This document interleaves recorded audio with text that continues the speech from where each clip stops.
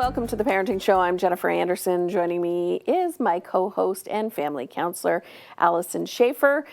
We love being here on the couch, talking about families, talking about family dynamic, and hopefully helping parents who are struggling with issues. And many are. I shouldn't say we, because I'm just along for the ride. That is not true, my friend. Yes. That is not true. You are a mom in the trenches, Yes. and you bring the perspective of the everyday kind of challenges. But, for anybody, it's always it's that nice feeling of knowing you're not alone. So whether it's tuning into this show or just talking to a friend over coffee, and that's what often we feel like we do, is we are that friend with a coffee who's is sitting in your family room Yes. trying to give you some advice. And I would also just want to say to parents, we need to be in dialogue, but we need, especially in this day and age, to be in supportive, non-judgmental dialogue.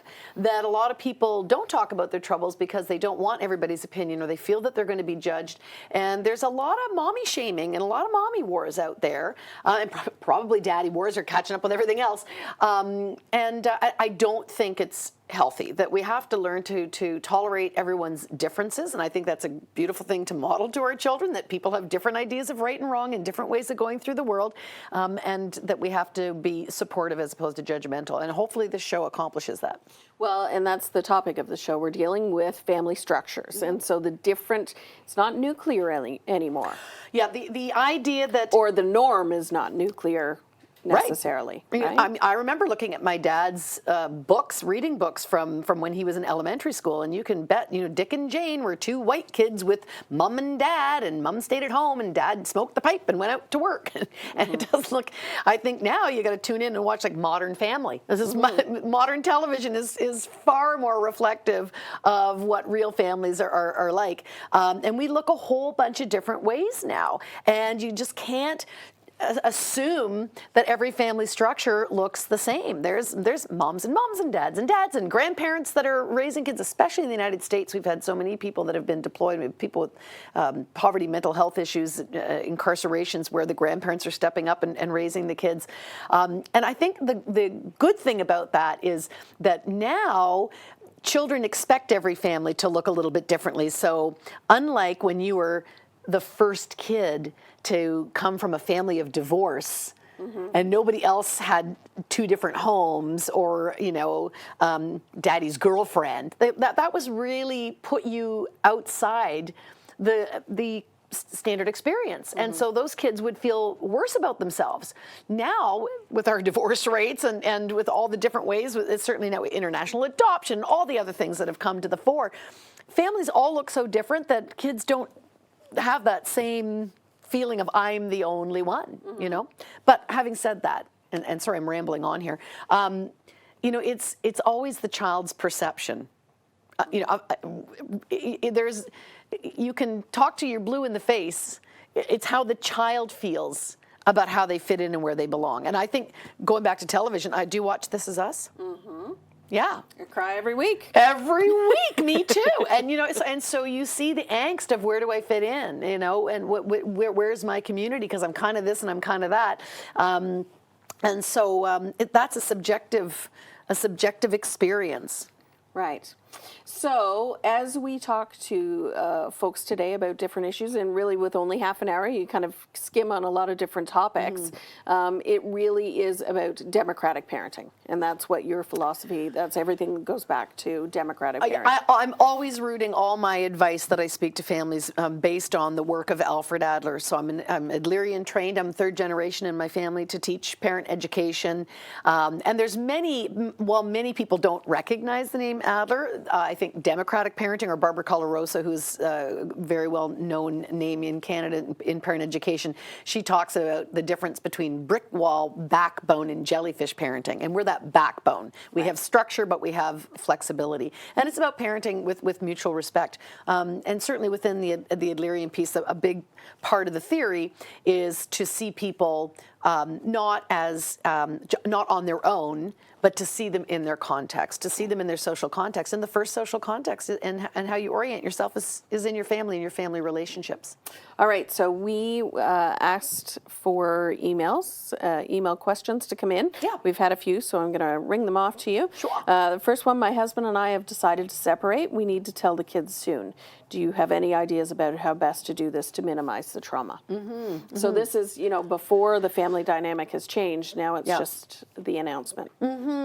So it's not always possible, but if I was going to say the best practices for best outcome, if you can, and this is again not going to apply to everybody, depends on how amicable you are in being with your spouse, but the best thing is if both parents are present to tell the children. And it's helpful if the children hear at the same time. Again, this is not always going to be the case, and based on, could be age spread or how much hostility there is with the coupleship, things might have to be different. But the reason, if you think about the thought behind it, it's because you and your partner then are making an announcement as a unified front, so that it doesn't feel like someone's being talked about behind their back. It doesn't sound like one person was the good cop, bad cop, or one person pulled out of the marriage and the other one is forever harmed. So you're saying we've decided together, we've mutually decided that it would be better if we were separated, and that you don't have kids saying, you heard first, when did you find out that mom and dad were getting separated? So we want them to have a common experience, right? Now, it may be that people have sidebar conversations after, and you can do one-on-one, because I'll have a lot of questions and be different ages, have different interests in the matter. Some will have known it was coming. Some could be totally shocked. Depends again on the situation. But I think that you want the kids first and foremost to know that this was not about them. Right. There is a egocentricity to children that they think that everything was because of them, not just divorce. If you were over at the neighbors and your ball hit their garage and then that evening the barbecue blew up and he ended up with a burn, they'll say, like, that's because of me, that's because my ball hit the garage. It's not, but that's how they make themselves the center of the universe. So if mom and dad broke up, it must have been because, that fight that I created when I didn't go to bed last night and they had to yell at me to go to sleep. They'll internalize it that way. So you have to be really, really clear and repeat, this has nothing to do with you. The two of us decided this. We love you very much. And you still have a mom and you still have a dad.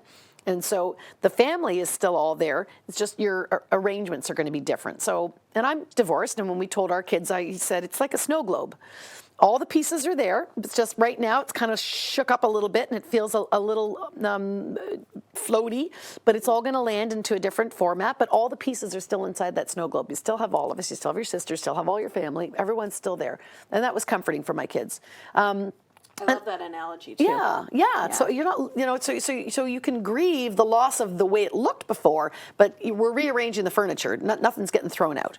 And I think that if you're going to sit down and talk to the kids, again, going into the mindset of the child's psyche and what they need for comfort, they're immediately going to want to know, so how does this impact me? Again, it goes to their egocentric perspective. Am I going to go to the same school? Are we still going to go to the cottage? Who's going to get the dog?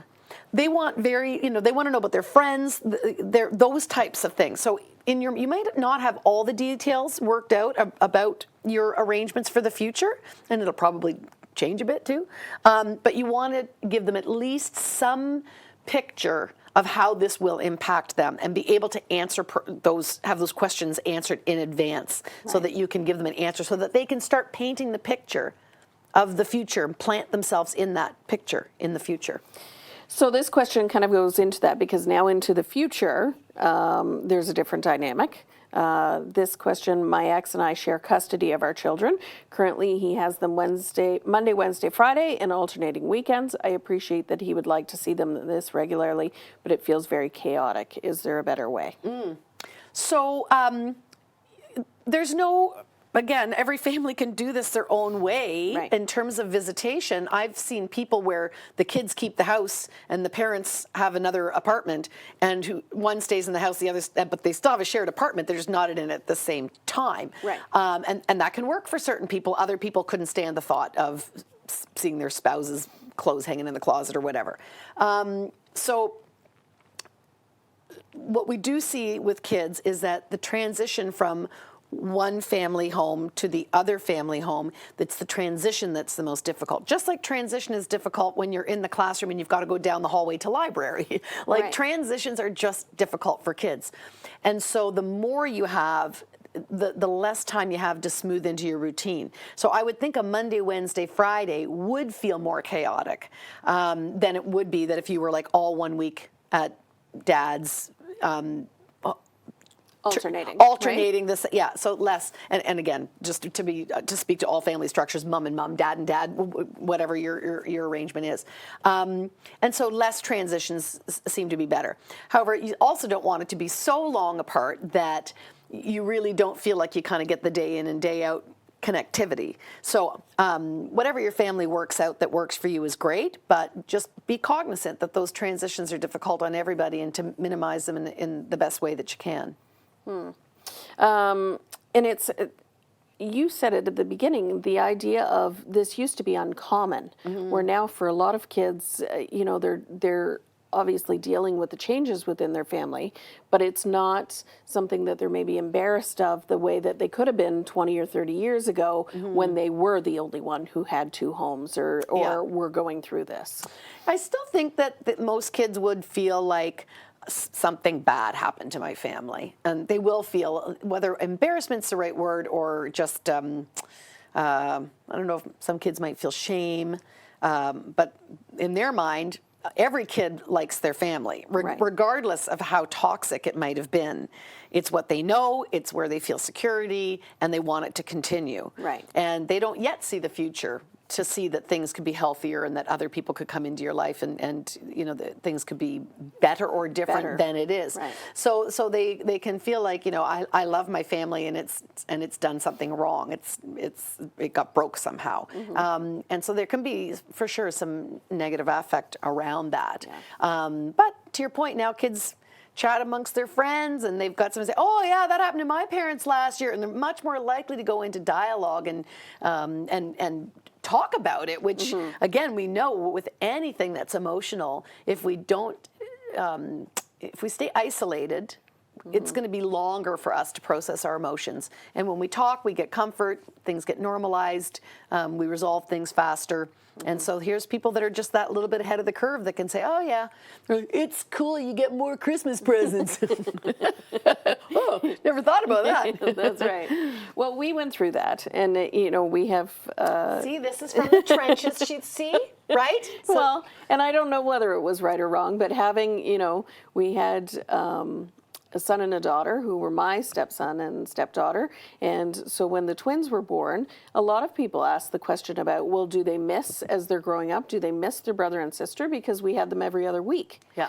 Well, they don't really know any different. They don't. There's never been this, where are they? Well, they're at their mom's this week. Yeah. All right. It's how it Pass is. me another cookie. Yeah. Right? Like it really was this, okay, no big deal. That's just how we are. Yeah. And that to us is normal. And so I think that, the common thread is whatever you feel is normal, whatever is your family dynamic is the appropriate. Yeah, and to hear that is to remind parents that if you start to think, you're projecting that your kids are suffering, or you project this with pity, you're kind of saying, well, you should be upset, or we're doing something wrong. Where if you just own it, like, nope, this is how we do family. Yes. This is how we roll here. You're like, okay, I guess this is how we roll. Your attitude about it will be infectious. So the more optimistic and more faith that you have in everyone to be able to handle the family structure, the much more likely they are to actually handle the family structure. It's funny because it's the same with family members who, we have a family member who is gay, and so being able to tell the kids and at what time and when are we going to tell them and what, and they finally said, are they roommates? And it's that defining moment, right? Where, well, wait a minute, do they live together? Are they roommates? And we said, no, actually, they're married. And my son said, okay. And we said, do you have any more questions? And he said, yeah, what's for dinner? Yeah. And we went, okay, we've been like this defining moment in our lives. Yeah. And that's what it came down to. Yeah. To your point, kids are so much more open and accepting. We're born with this ultimate capacity for love, and it's about nurturing that openness and acceptance and continuing to grow it in that way. And that really hatred and discrimination is something that is taught to children. And so you just saw it with just fresh eyes. Oh, okay, I guess it is. Yeah, it's fine. Yeah, which is why. And it's fine, right? And it's like fine. That is the, we learn a lot from kids. We should learn a lot. Yeah, for sure. This day and age, so topical. Yes. I have a question here. My husband and I are a mixed racial and mixed religion family. I worry that my children will end up feeling like they don't belong to either. How can we help them with their identity? So those are almost two separate issues, racial and religion, right? That's maybe a lot of family are dealing cultures are dominantly one religion, Right. and not in every case, but they often go hand in hand. This is what I was saying earlier about we all need to feel a sense of belonging. That is for sure across the board and is a universal. But to say who will and won't feel that sense of belonging based on who's around them is very subjective. And it's something I don't think parents can solve per se for their kids. But what I would say is you want to keep an open, positive attitude about the other partner's culture and religion. So you don't want to be bad-mouthing it so the child kind of feels like, well, if I identify this way, then somehow I'm not going to be held in high regard from this parent. So I don't want the trash talking back and forth about, she goes to that temple and he goes to, so just you have to be positive. I think that's the most important thing. And an exposure. So they have an opportunity to be in those different communities fully, to see what feels like home. Because how can you know if you feel like you belong until you arrive? It's kind of like you can look at all the brochures for your university campus, and it's not the same as walking around. You pick up the vibe, you pick up the feeling. So we have to put them into those environments, and whether that's special camps or schools or community clubs, whatever it might be, then they'll have that experience. And then they will self-identify. And that self-identification can change over the course of a lifespan too, So it's not one and done kind of a thing. It's kind of funny because we've been going back to that idea of different generations, right? Different, the younger generations are maybe more accepting. And so now it's a mindset for parents because you're saying, to put them in different situations and have them feel what's right. That takes a parent who is open and willing to break down those barriers and put them in separate places and have them choose their own direction. Because that's hard. Yeah. And it's hard for older generations. And it is. And isn't it amazing that we live in a multicultural country who does it very well compared to other places on the planet, but also to be in a high population city like Toronto, where I'm from, where if you want to go to Ukrainian school and learn Ukrainian, you can do it. You want to buy Ukrainian groceries, you can do it in Toronto. Do you know what I mean? Right. Like you really can actually be submersed in your own culture in the pocket neighborhoods of Toronto, which makes it such a unique place that you can actually celebrate and keep those things alive. But maybe for those people that live in less populated areas that aren't as culturally mixed, maybe that's the role for grandma and grandpa. Maybe they are the ones that teach them the language, that teach them the traditional cooking, that tells the stories from from their land and culture that keeps that going. Right. Maybe that's that special bond that they have. All right, here's a tough one for you. I've never found a question that's been tough for you though. Stump me. A daughter was conceived by IVF using a sperm donor. When should we tell her about this? Is there anything we should or shouldn't say? So again, I don't think there's tell them at exactly 6 years, 3 months, and I don't think it works like that. I think that I've always lived by the belief that we should never lie to children, and the idea behind that is if you lie to your children and they will eventually catch you in a lie, they will then go back and think of you as somebody who has the capacity to lie. Therefore, what else have you been lying to me about? Have you been lying to me that you love me? Have you know, all these other things. And so I wouldn't want that to happen. Now, I do believe that there's a difference between lying and omission of information. And so I'm often asked, you know, how do I talk to my kids about traumatic events in the news and things like that in a way that they can ingest and that's age appropriate. Right. And the metaphor that I use is you think about you as being like a screen netting that filters information in a protective way getting through to your child. So if it's something that you might have very little information, but what I'm passing through, although it's very little, is accurate. Right. And so as they get older and more developed, I'm going to open up that. I'm going to allow more accurate information to flow through. But what I'm trying to do with the question around the donor is I'm also looking for somebody who's starting to ask questions about where did I come from? You know, so, and every kid will want to ask those questions. And so there's a natural time to talk about your origins and you tell the truthful story. You know, oh no, as a matter of fact, we had to buy this egg and we put it in this petri dish and then somebody put it into mommy's uterus. And, you know, and again, uterus, I don't like, see, belly would actually be not telling the truth because kids think that that's the stomach. And then they think when you eat, isn't it landing on the baby's head? Yes. You know, you can teach kids big words. They know how to say snuffleupagus for Pete's sakes. Like, what? Uterus is far simpler than that. So I think that, you know, we need to be truthful. And again, it's the way that we say it, just like, well, there's a guy called Santa Claus and he wears a red suit and he comes down the chip. Talk about lying to kids. Oh, sorry. Talk about an interesting story. Yes. I don't know who's watching. So the point is, you just say it like it is and they're like, okay. Yeah. Okay. Right? They're most likely going to look at you to see what attitude to adopt around this new information and more likely to internalize it. And that's not to say that some kids are going to scratch their head and say, and again, subjective perception. Some kids could really think about that longer and reorient things. But I've seen this with people with adoption where they've said, like, I don't have no interest in finding out who my natural parents are. My adoptive parents raised me. I treat them like parents. That's my self-identity. And other people are like, I want to know, why did they give me up? You know, what was wrong with me? And other adopted kids will say, I was so good they had to pay for me. You know, so it's really how they're going to twist and turn the story. But our positive attitude is going to be the best help in hoping that it is a positive outlook. Well, and I did just have that aha moment when you're talking about that filter because, you know, it is, if you say petri dish and, you know, doctor and that, a lot of that just goes over a child's head. Yeah. You're still answering the question,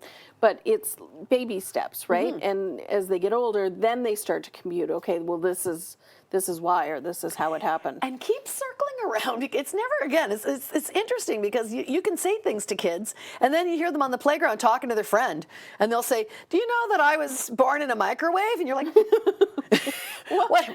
It was a petri dish. What? You know, so sometimes they think they've got the story and they've actually heard it through their kid filters and it actually comes out completely twisted and weird. Yes. And so you do have to check in about what they understood of what you told them and just keep those conversations going because, again, you can add more information down the road and fill out the storyline. I'm going to squeeze another one in with a few minutes left. I have been separated for 2 years and have been now seeing a man for a few months. How do I introduce him to my kids? And she has written they are 6 and 8. Okay. So, because with different ages for sure, it's sort of different strategies there. Like a newborn wouldn't care at all. No. But 6 and 8, you know, they know dad. They're used to having mom around. So I want to be sensitive about this. I would definitely say you don't introduce people to your children who might make a relationship with your kids if you're not sure that they're going to be in the picture and again, no one can say forever because otherwise we wouldn't have a 50% divorce rate in the first place. Yes. But you don't just bring somebody who you're casually seeing to meet your kids. Date privately. Date when you have non-custodial days. But It's fine to go tell your kids you're going out and be socializing, but that you can keep the rest of that pretty private. But once you've got a serious relationship and you're at that place where you'd like to meet them, we want to do it in a way that is sort of the least threatening. And so I find that by doing something, the first visit, something short, something fun, and usually something that the kids are really engaged with, so your date's a little bit more in the background, like going bowling or taking them to the fair where they're busy on the rides and doing all this kind of stuff and they're hardly really hanging out. I mean, going for like an intense come for dinner and sit across the table, it's just staring at one another. Yeah. So something where they've got lots of kind of touch points to say hi and just sort of see you being around, but kind of low in the social demands is probably going to be good. And then of course, what kid doesn't want to have a nice outing to go do something fun and associate you with that? And I think you could keep the physical touch on the lowdown. Yeah. Now you add into the mix maybe kids, right? So now the new partner has children, and so now it becomes maybe a step family. And are we going back to the dynamic of just figuring out what works for every family? Oh, yeah. So again, we did an episode, people can look it up online, about siblings, and we talked about birth order and where you fit in the family, psychologically fit in the family. And so if you are the eldest child and your mom brings home a guy and the families are going to come together and there's somebody older than you just got dethroned again. So that can be very difficult. Or if you're used to being the only girl and suddenly another girl comes in. So there's a whole rearrangement that happens. And I really recommend as a best practice is that if you're going to go that route, to go get some family counseling. Everyone always thinks family counseling has to be when things are a mess. You can go in proactively and say, we want to make this the best transitioning into our new family system as possible. And we want to come talk about that. Because the counselor will know how to address the different kids' concerns and how to pull information out, how to calm and quell worries and fears and have some of those more difficult discussions that can be moderated by a counselor, so that everyone feels that they're heard and that their worry about things is alleviated. Right. This has been a heavier episode in terms of the topic. It's very difficult with these types of issues to just have 2 or 3 minutes while you're talking about it. Yeah. But you have talked a lot about this and have a lot of information on your website as well. Yeah. So I have a resource page, and I've got stuff for step families and divorce and different information on the resource page, as well as some links. But there's also in the main body of my website, there is a place that is for my videos and for my blogs. And you can literally use the Google search in the website to dig around for information that would be helpful. And please use the comment field. I really do appreciate having parents co-mentor one another. This is all about community. So we all need to share and support each other. Perfect. Thank you so much. Thank you. All right. Thanks to everybody for watching. Of course, if you need more information, head to rogerstv.com. That will give you information about the parenting show, all of the episodes that we have. All of them are different topics, so you'll want to check out the different episodes. Thanks so much for watching, and we'll see you next time.